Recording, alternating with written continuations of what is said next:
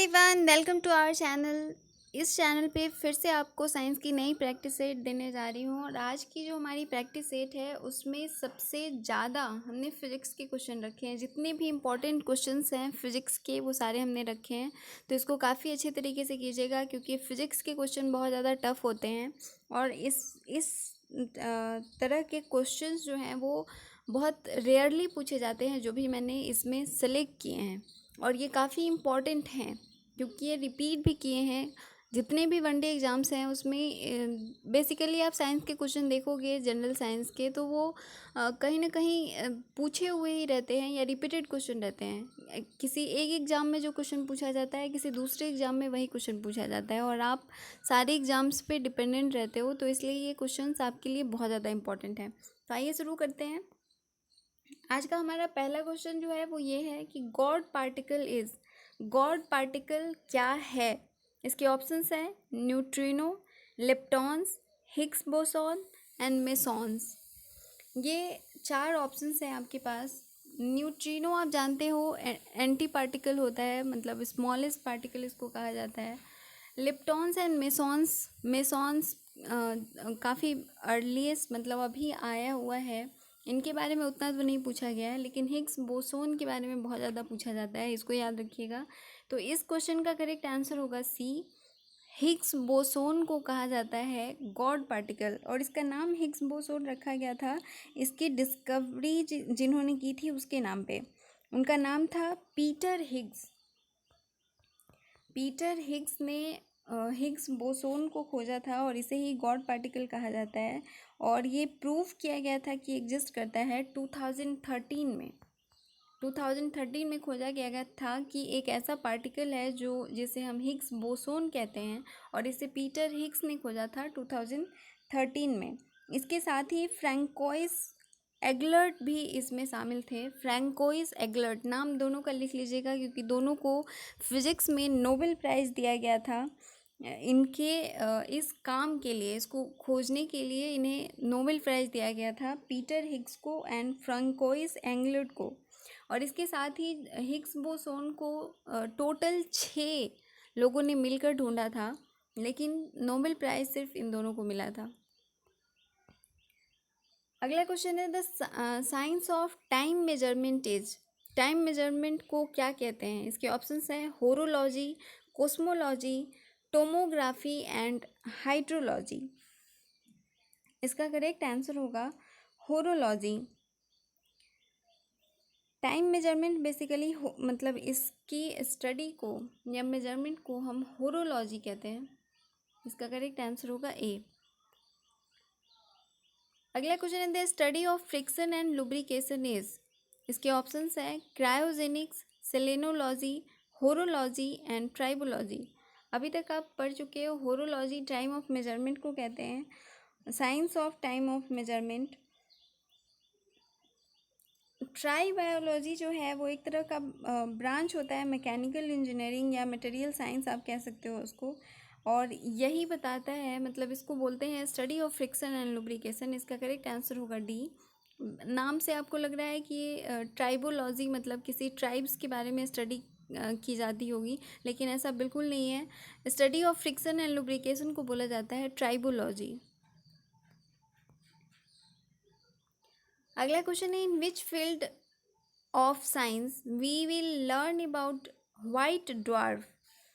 White dwarf के बारे में हम किस चीज़ में पढ़ते हैं। इसके ऑप्शंस हैं astronomy, agriculture, genetics and anthropology. Agriculture में आप जानते हो कि हम खेती के बारे में पढ़ते हैं बहुत सारा। एंथ्रोपोलॉजी बेसिकली हम सीड्स वगैरह और इंसेक्ट्स वगैरह की स्टडी को बोलते हैं। जेनेटिक्स आप जानते हो स्टडी ऑफ जीन्स या हेरिडिटी को हम बोलते हैं जेनेटिक्स। इसका करेक्ट आंसर होगा ए। वाइट ड्वार्फ जो टर्म है वो एस्ट्रोनॉमी से रिलेटेड है और इसका मतलब होता है जनरेट ड्वार्फ, मतलब इसको जनरेट ड्वार्फ भी कहा जाता है वाइट ड्वार्फ को। तो इसका करेक्ट आंसर होगा ए। अगला क्वेश्चन है national physical laboratory is located in. National physical laboratory जो है वो कहाँ लोकेटेड है? इसके ऑप्शंस हैं न्यू दिल्ली, चेन्नई, बेंगलुरु एंड कोलकाता।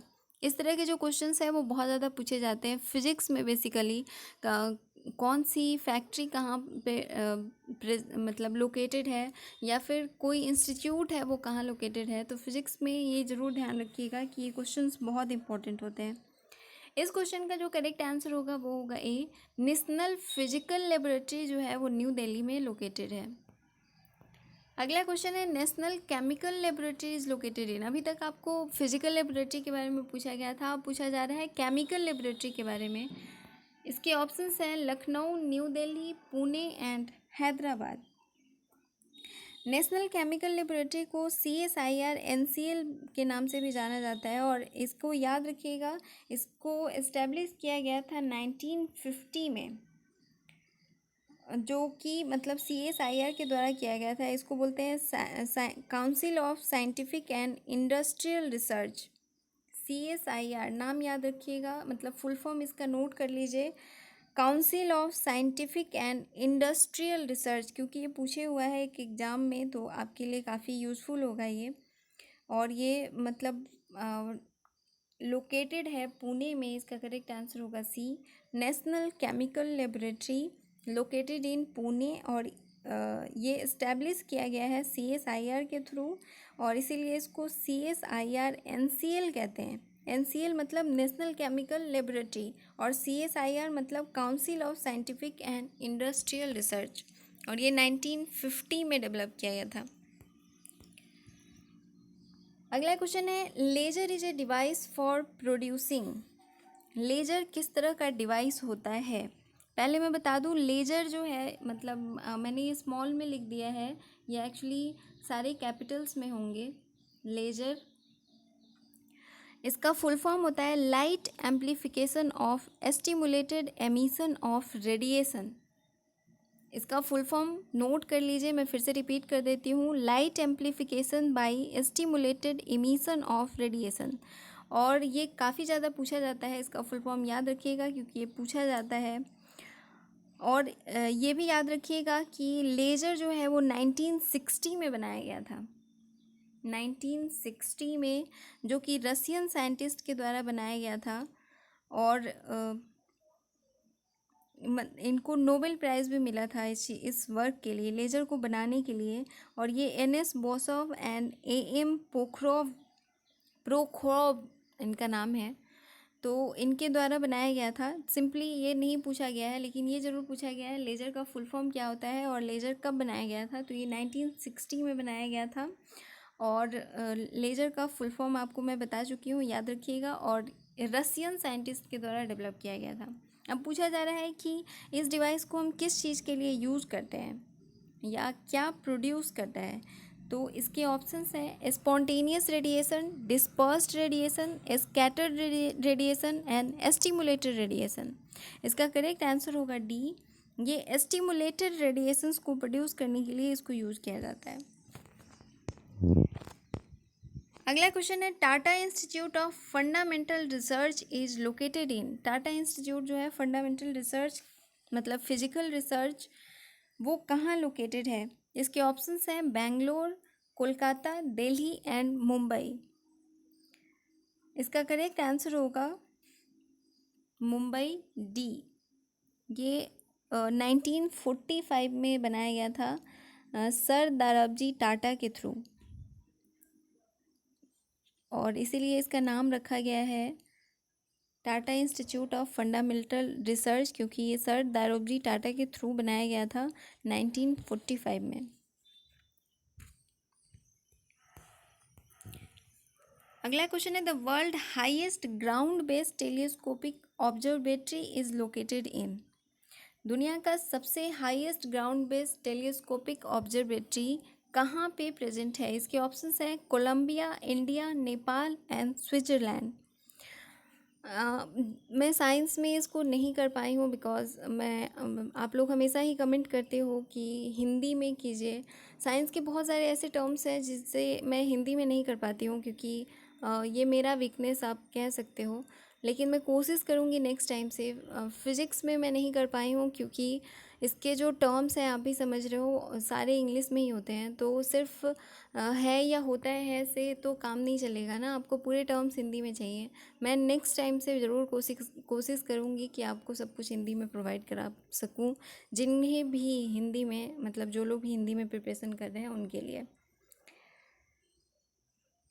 इसका जो करेक्ट आंसर होगा वो होगा बी, इंडिया। दुनिया का सबसे highest ground based telescopic observatory जो है वो इंडिया में प्रेजेंट है। अगला क्वेश्चन है, who is the first astronaut in space?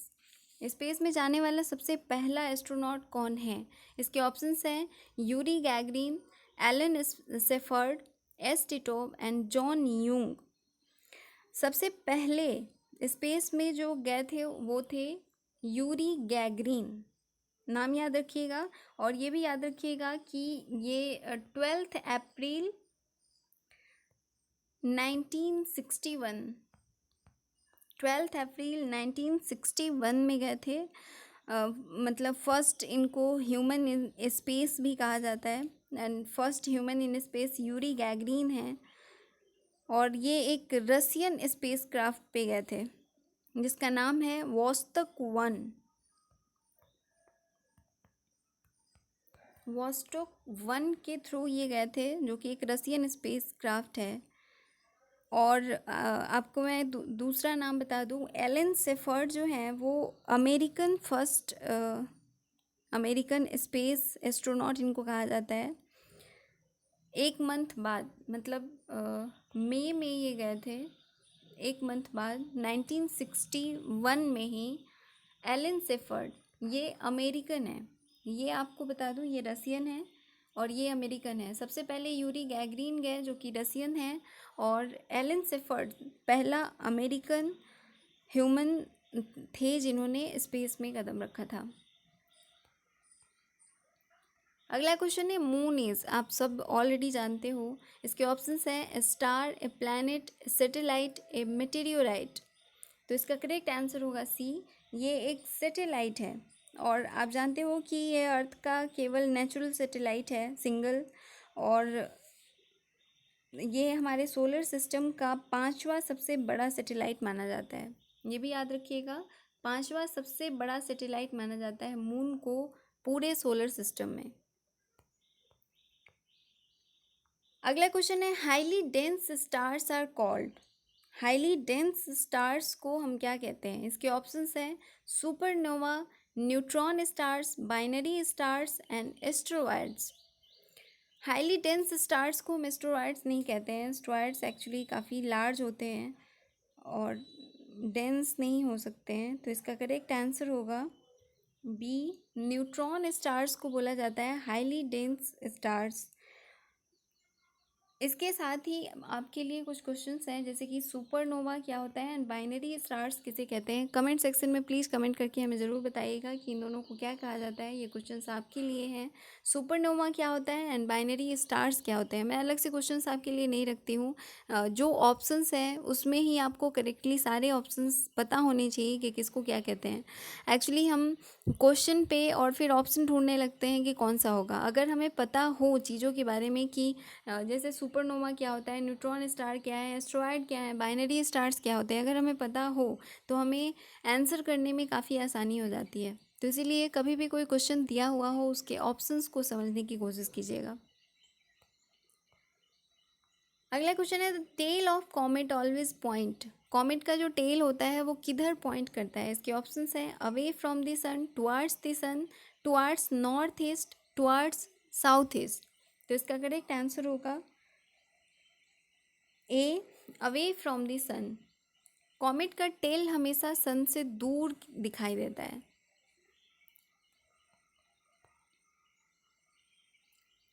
अगला क्वेश्चन है, दक्षिण गंगोत्री इज लोकेटेड इन। दक्षिण गंगोत्री जो है वो कहाँ लोकेटेड है? इसके ऑप्शंस हैं Uttarakhand, Arctic, Himalaya and Antarctica. Gangotri नाम से ऐसा, दक्षिण गंगोत्री नाम से ऐसा लग रहा है कि ये उत्तराखंड या फिर हिमालय में प्रेजेंट होगा, लेकिन ऐसा बिल्कुल नहीं है। एक्चुअली हम मैं आपको बता दूं, दक्षिण गंगोत्री जो है वो परमानेंट रिसर्च स्टेशन है इंडिया का, जो डेवलप किया गया है अंटार्कटिका में। इसका करेक्ट आंसर होगा डी।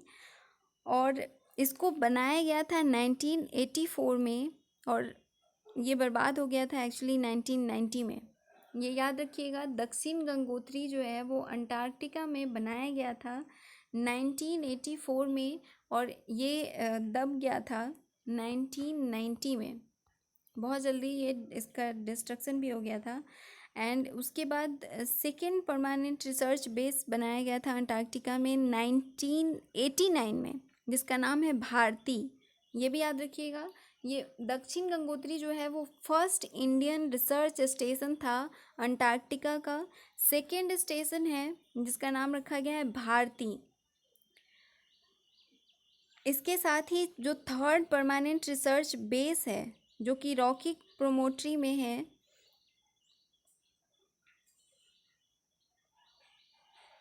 और ये बनाया गया है 2011 में। थर्ड बनाया गया है 2011 में, से फर्स्ट बनाया गया था 1984 में, सेकंड बनाया गया है 1989 में, एंड जो थर्ड है वो 2011 में बनाया गया है। और जो सबसे नया है उसका नाम भारती है। अभी एक्चुअली ये काम चल ही रहा था, और जब भी वहाँ कोई स्टेशन बनाया जाता है वो बहुत जल्दी ख़राब हो जाता है। आप जान रहे हो क्यों ख़राब हो जाता है अंटार्कटिका में। तो इसका करेक्ट आंसर होगा डी। ये इसके साथ जो भी मैं एक्स्ट्रा आपको चीज़ें बता रही हूँ उसको प्लीज़ याद रखिएगा, क्योंकि ये काफ़ी इंपॉर्टेंट है। The first heavy water plant was established in. First heavy water plant कहाँ पे बनाया गया है? हैवी वाटर से मतलब होता है D2O। बेसिकली जो नॉर्मल वाटर होता है वो H2O होता है, लेकिन जब ड्यूट्रॉन लाया जाता है D2O से डिनोट करते हैं, उसे हैवी वाटर कहते हैं। तो ये कहाँ पे इस्टेब्लिश किया गया था? इसके ऑप्शंस हैं बेंगलोर, भोपाल, नेपाल, नांगल एंड हैदराबाद। तो इसका करेक्ट आंसर होगा सी, नांगल में first heavy water plant establish किया गया था। अगला क्वेश्चन है, which of the following is in liquid form at room temperature? इसके ऑप्शंस हैं lithium, sodium, francium and cerium. Room temperature पे कौन लिक्विड स्टेट में पाया जाता है?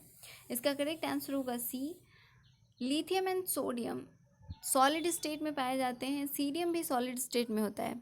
ये फर्स्ट ए ग्रुप के एलिमेंट हैं, और फर्स्ट ए ग्रुप मतलब first and second A group जो भी हैं वो सारे सॉलिड होते हैं। अर्थ मेटल्स कहा जाता है, मेटल्स हैं, और मेटल बेसिकली सॉलिड स्टेट में पाए जाते हैं। लेकिन फ्रांसियम जो है वो लिक्विड स्टेट में पाया जाता है रूम टेम्परेचर पे। अगला क्वेश्चन है, the magnetic needle points to. Magnetic needle किधर पॉइंट करता है? इसके ऑप्शंस है east, west, north and sky. तो आप सब जानते हो, काफ़ी इजी क्वेश्चन है। इसका करेक्ट आंसर होगा सी, मैग्नेटिक नीडल हमेशा नॉर्थ की तरफ पॉइंट करता है। अगला क्वेश्चन है, which of the following shows density gradient in the body of water? Water body का मतलब होता है नदी, तालाब, झरने जो भी हैं, उसमें डेंसिटी ग्रेडियंट को कौन शो करता है? इसके ऑप्शंस हैं आइसोहेलाइन, होलोक्लाइन, पिक्नोक्लाइन एंड थर्मोक्लाइन। ये टर्म्स जो भी हैं, ये चारों ऑप्शंस बहुत इंपॉर्टेंट हैं, और इसको आप नोट कर लीजिएगा एक एक करके। आपको मैं बताते चलूँ। आइसोहेलाइन जो है वो एक तरह का मैप होता है जो कि इंडिकेट करता है equal salinity in the ocean. एक ऐसा पॉइंट जो इक्वल सैलिनिटी बताता है ओशन में, उसे हम बोलते हैं आइसोहेलाइन। हेलाइन से मतलब ये होता है कि वो सैल्टी एरियाज होगा, या आइसोबार भी इसको कह सकते हैं। लाइन कनेक्टिंग पॉइंट होता है एटमॉस्फेरिक प्रेशर का। तो आइसोहेलाइन का मतलब हो गया ए मैप और चार्ट जो इंडिकेट करता है, मतलब एक लाइन, वैसा लाइन जो मैप पे दिखाता है कि ओशन में कहाँ पे कनेक्टिंग पॉइंट है इक्वल सैलिनिटी का, इक्वल सैलिनिटी। नेक्स्ट है आपका होलोक्लाइन। होलोक्लाइन जो है वो सैलिनिटी ग्रेडियंट को बताता है with in water body. Salinity gradient कितने एरिया में या कितने लेंथ में कितना सैलिनिटी है, इसको बताता है होलोक्लाइन। नेक्स्ट है आपका थर्मोक्लाइन। थर्मोक्लाइन जो है वो ये बताता है कि मतलब ये ट्रांजिशन लेयर जो है वो डीप एंड सरफेस वाटर, मतलब मिक्स लेयर के बीच का जो ट्रांजिशन लेयर होता है वो कौन सा होता है, ये थर्मोक्लाइन बताता है। काफ़ी कॉम्प्लेक्स टर्म्स हैं ये सब, जनरली लोगों को समझ में नहीं आते हैं। मुझे भी बहुत देरी से समझ में आया था, तो इसको अच्छे से समझने की कोशिश कीजिएगा और किसी न किसी बुक से आप इसे ज़रूर पढ़ लीजिएगा। नेक्स्ट है आपका पिक्नोक्लाइन। पिक्नोक्लाइन जो है वो ऐसा लेयर होता है जो कि डेंसिटी ग्रेडियंट को बताता है, तो इसका करेक्ट आंसर होगा सी। पिक्नोक्लाइन डेंसिटी ग्रेडियंट को बताता है in body of water. Next question है which is paramagnetic in nature. कौन सा पैरामैग्नेटिक है? पैरामैग्नेटिक एक्चुअली वैसे सब्सटेंस होते हैं जिसमें एन जो है वो पेयर्ड ना हो, अनपेयर्ड नंबर ऑफ इलेक्ट्रॉन्स जिसमें भी प्रेजेंट होते हैं उसे हम पैरामैग्नेटिक कहते हैं, और पेयर्ड इलेक्ट्रॉन होंगे तो वो डायमैग्नेटिक हो जाते हैं। तो इसमें पूछा जा रहा है कि पैरामैग्नेटिक कौन सा है। इसके ऑप्शंस हैं iron, hydrogen, oxygen and nitrogen. Iron का आप जानते हो 26 होता है एटॉमिक नंबर। इसको जब आप लिखोगे तो ये एक्चुअली पैरामैग्नेटिक नहीं होता है आयरन, क्योंकि Fe2+ में इसको लिया जाता है ऑलवेज। हाइड्रोजन भी नहीं होगा, नाइट्रोजन भी नहीं होता है, 14 है और ये इसमें अनपेयर्ड इलेक्ट्रॉन्स नहीं प्रेजेंट होते हैं। लेकिन ऑक्सीजन 16, इसमें अनपेयर्ड इलेक्ट्रॉन्स प्रेजेंट होते हैं, तो इसका करेक्ट आंसर होगा सी। ऑक्सीजन में 2 अनपेयर्ड इलेक्ट्रॉन्स होते हैं और 2 अनपेयर्ड इलेक्ट्रॉन से इसको पैरामैग्नेटिक कहा जाता है। कभी कभी क्वेश्चन ये भी पूछ दिए जाते हैं कि ऑक्सीजन कितने इलेक्ट्रॉन से पैरामैग्नेटिक है। अगला और लास्ट क्वेश्चन है आपका liquid crystals are used in. Liquid crystal किस चीज़ में यूज किया जाता है? तो इसका ऑप्शंस हैं wrist watches, display device and pocket calculator and all. इसका करेक्ट आंसर होगा डी। लिक्विड क्रिस्टल जो है वो wrist watches, display device and pocket calculator सारे में ही यूज़ किए जाते हैं, क्योंकि एक फ्लैट पैनल डिस्प्ले होता है जो कि नेक्स्ट इमेज वीडियो किसी को भी इलेक्ट्रॉनिक मेथड से दिखाने की कोशिश करता है। तो ये आपके टोटल 20 क्वेश्चंस थे। ये सारे फिजिक्स के काफ़ी इंपॉर्टेंट क्वेश्चंस हैं, कुछ कॉम्प्लिकेटेड टर्म्स भी हैं। इनको पढ़िएगा, बुक्स से देखिएगा ज़रूर और अच्छे तरीके से इनको करने की कोशिश कीजिएगा। अगर आपको किसी भी तरह का कोई प्रॉब्लम आ रहा है तो हमें कमेंट करके हमारे कमेंट सेक्शन में ज़रूर बताइए। इसके PDF वगैरह आपको हम प्रोवाइड कराते रहेंगे। हमारा टेलीग्राम ग्रुप है जिसका डिस्क्रिप्शन जिसका लिंक इसके डिस्क्रिप्शन में दिया हुआ रहेगा, वहाँ से आप देख के ज्वाइन कर सकते हैं। अगर आपको ये वीडियो पसंद आया है तो प्लीज़ इसे लाइक करें, शेयर करें और इस चैनल को सब्सक्राइब कर लें। Thank you for watching.